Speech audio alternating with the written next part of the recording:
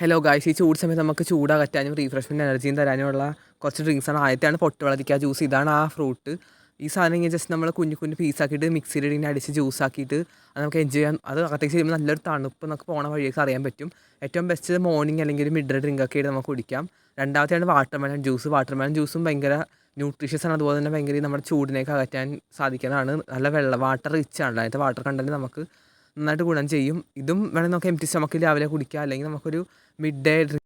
അടുത്തത് കുമ്പളങ്ങ rash cut juice. ഇത് ചൂടിന് മാത്രമല്ല നമ്മുടെ ഡീറ്റോക്സിഫിക്കേഷനും ബോഡിയിലെ ടോക്സിൻസ് ഒക്കെ റിമൂവ് ചെയ്യാനൊക്കെ നല്ല ഏറ്റവും ബെസ്റ്റ് രാവിലെ എംപ്റ്റി സ്റ്റൊമക്കിൽ കുടിക്കുന്നതാണ്.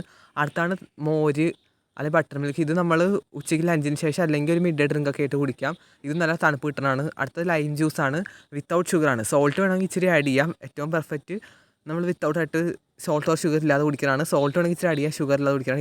ഇത് നമുക്ക് ഒറിജിനും കുറേ ബെനിഫിറ്റ്സ് ഉണ്ട്. അടുത്താണ് എൻ്റെ അഭിപ്രായത്തിൽ ഏറ്റവും ബെസ്റ്റ് ആയിട്ടുള്ളത് കരിക്കും വെള്ളം. ഇത് നല്ല റീഫ്രഷിംഗ് ആണ്, ഇലക്ട്രോലൈറ്റ് റിച്ചുമാണ്. ഇത് നമ്മുടെ ചൂട് സമയത്ത് വളരെ നല്ല ഡ്രിങ്ക്.